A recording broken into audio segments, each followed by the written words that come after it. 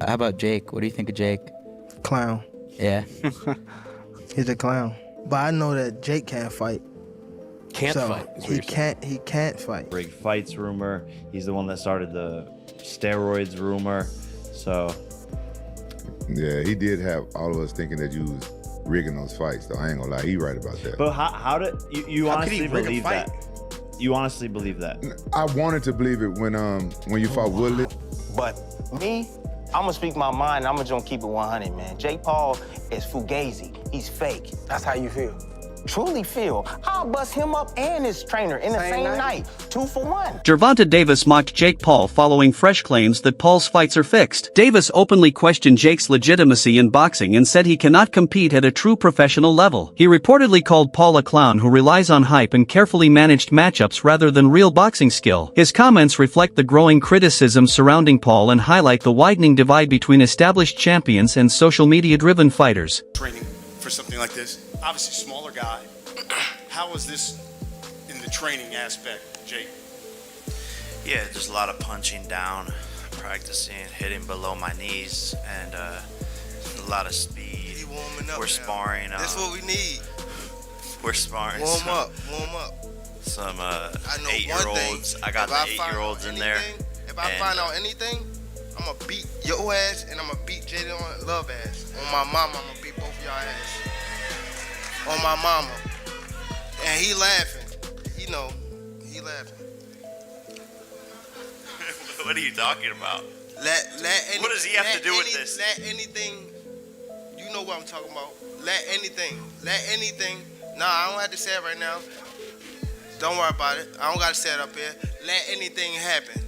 And I'm gonna show you and Jake Paul responded to the scripting allegations by calling the idea dumb and unrealistic, stressing that fixing fights is illegal. He said no respected fighter would ever agree to throw a match and argued that the rumors are driven by hate and misunderstanding. Paul explained that he often tries to understand why people choose to believe these narratives, insisting the claims are completely baseless and fueled by negativity rather than facts. I'm an MMA guy, though. But anyone who believes that narrative, it's like, come on, it's a federal crime. It's illegal. And you think Anderson Silva's gonna lose? You think Woodley's gonna take a fall? You guys, you know these guys. Yeah, no, I didn't think Anderson would take a fall, but You think? why you passing me? But you think? But people think the Mike Tyson fight's rigged. You think Mike Tyson's gonna? No, I don't think Mike Tyson would ruin his. Why you pulling out Don't ever glizzies? disrespect him talking about fake fights. You want one of these glizzies? No, but I'm genuinely interested in the people. I try to understand No, everybody's saying I Tyson try pulled his punches. I try to understand dumb people because I can't relate. Like, I really genuinely spend parts of my day trying to see people online and think how could someone be so dumb, and I still don't get it. No, I So- think people wanted to believe that. That's what the difference But it's just is. The discussion around a potential clash between Gervonta Davis and Jake Paul has long existed in a gray area between spectacle and legitimacy. During a press appearance tied to their verbal exchanges, Davis made it clear that restrictions are the key difference between performance and reality. He suggested that if a fight were allowed to happen without boundaries, scripts, or controlled conditions, the result would speak for itself. The implication was clear. Davis framed himself as a fighter who relies on skill and freedom in the ring, not protection or manipulation. What does he have to do with this? Let anything, you know what I'm talking about. Let anything. Nah, I don't have to say it right now. Don't worry about it. I don't gotta say it up here. Let anything happen. And I'm gonna show you. Jake Paul and Gervonta Davis were once set to fight, but the bout was cancelled, fueling ongoing tension between the two. Since then, the unresolved matchup has kept their rivalry alive. Roy Jones Jr. claimed that Jake was already aware of Davis's past issues but still chose to move forward with the fight. According to Jones, those concerns were not new, and when a fresh lawsuit surfaced, Jake suddenly pulled away, acting surprised despite the problems being known beforehand. Was when he first signed the fight. This ain't the first time he had battered against a woman. You knew what it was when you first signed the fight. So don't get mad and cuss him out and talk bad about him now. You knew what it was when you signed up for it. Come on, bro. You know what I'm saying? Let's not do that. Nobody talk. I don't talk bad about him either, but don't do the dude like that. No, the dude having a hard time in his life right now.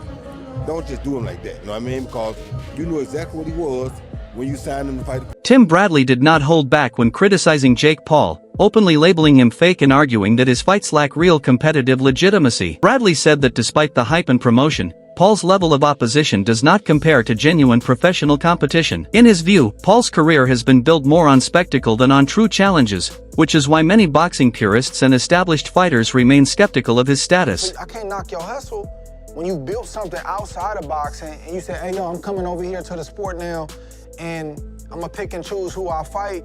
Y'all come follow me. If they follow him, man, I just understand what it is. I know what I'm looking at. You're not gonna fool me over here, say that stuff for them other people, because I'm not gonna believe that I'm the face of, no, you're not the face of boxing. I'm not giving you that because that's for a lifer. But that's what he believes. That's cool, I can't knock him for that. People believe a lot of things for a lot of different reasons. I'm just saying, you can do all the rah-rah stuff, that's your business. But I just know what I'm looking at, right? But on the monetary side and it being an event, the truth is, that when he does fight, it does bring attention around the sport. People debate, they argue, people want to see the fight.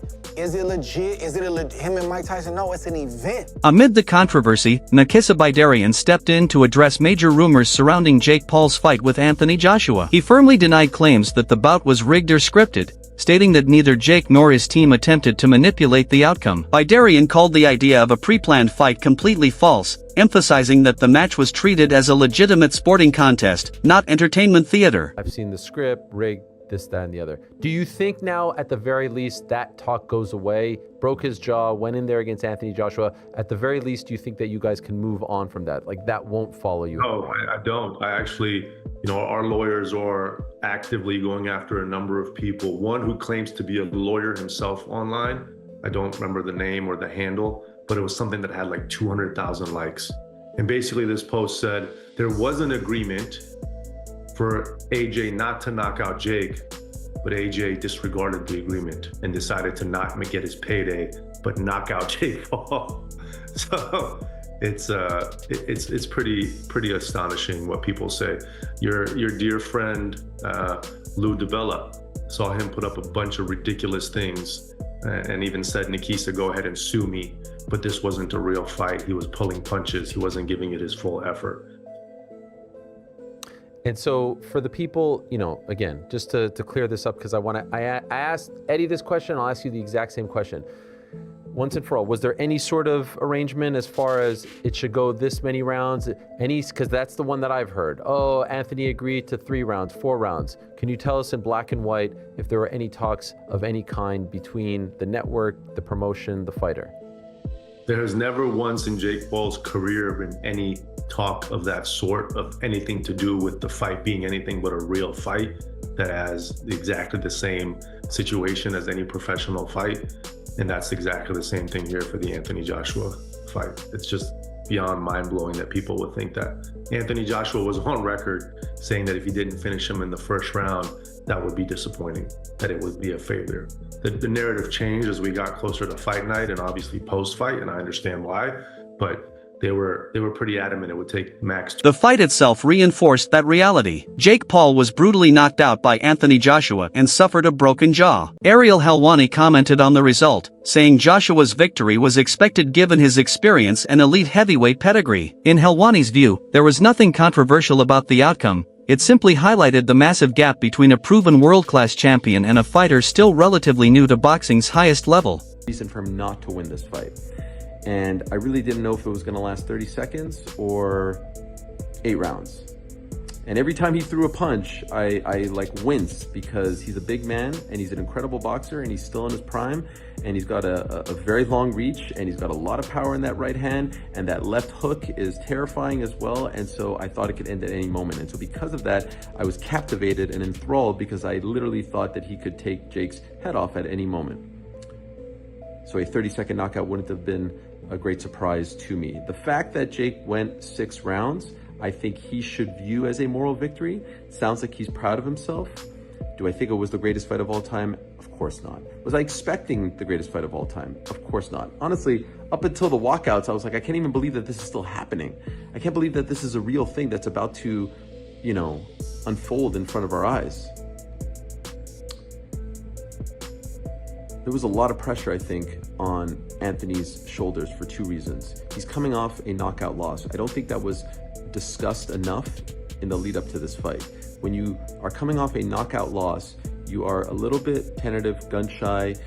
You remember it, and he had not fought since then, and it was what, like 15 or so months ago. And so I think he was very worried about slipping on a banana peel, about you know, screwing up for boxing and screwing up for his legacy. And then I thought that he was like headhunting a little bit, and that's not really his style, and he was swinging and missing, and I thought that that was getting to him a little bit. Do I think he was playing with his food? No, there were a couple times where he was going to the body, and I was like, why aren't you going to the head? What, like, the head is open.